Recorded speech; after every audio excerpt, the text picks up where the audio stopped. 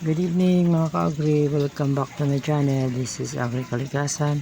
Mag-update ng aking NFT system hydroponic na ginawa ko ngayon maghapon.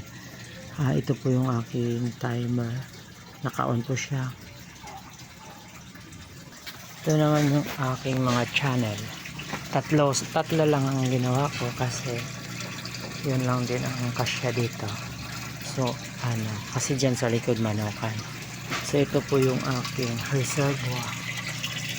Pininturahan ko rin para hindi siya mag-iinit sa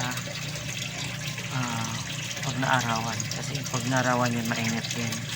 So dito po yung aking motor sa loob. Yan. Yan po. Diyan dadaan sa 2.5 paakyat. Pininturahan ko rin kasi para di po mag-init din. Ganyan.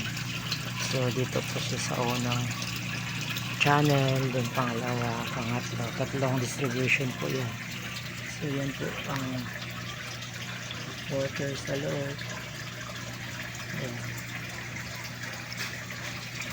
Dito naman pangalawa, may supply din, clear ang water para di makita. Ito tayo ganun din di makita. So titingnan na lang natin sa dulo kasi yan nagpo-flow po yung water. So tama lang po ang setup ko dahil nag-touch po sa bottom yung water. Tingnan naman dito.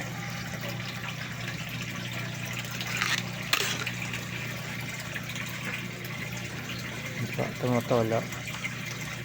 tumutulo, ibig sabihin nag-touch po siya doon sa water na dumadaloy din pababa rito sa ating bagsakan ng tubig. Yan po, ayan, dumadaloy po ang tubig.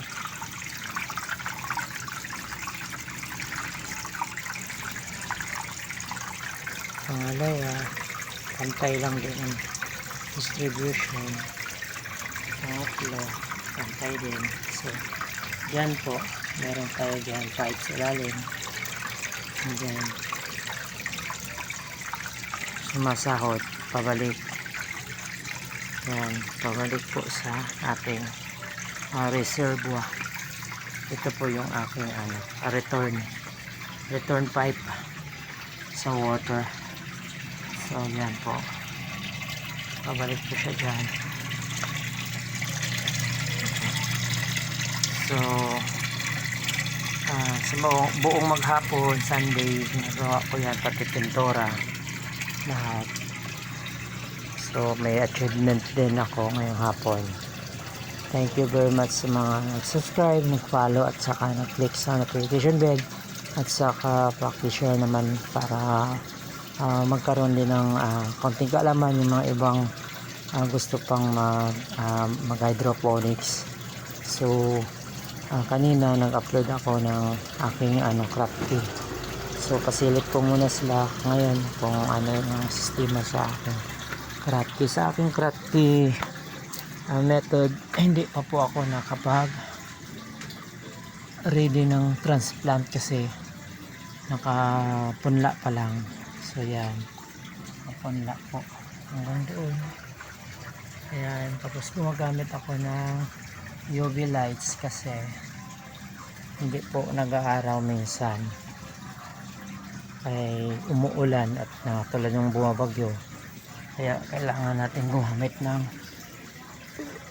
UV lights. So pang suporta para bumanda ang tubo na hindi magligi, hindi po ligi yan kasi may UV lights. Tapos ito hydroponics lettuce din, pero pagsamantala talong muna ang pinula ko kasi habang nag-antay din sa ating pinulang lettuce. Ito pagka ready na to transplant yung lettuce, tatanggalin na natin to at itatanim na natin to sa farm kasi may ugat na siya. So yun ang po ang advantage ng hydroponics, napakabilis po lumaki ang mga talong, unlike po dyan sa mga plastic, mabagal. Ayan po. Thank you very much. Bye-bye.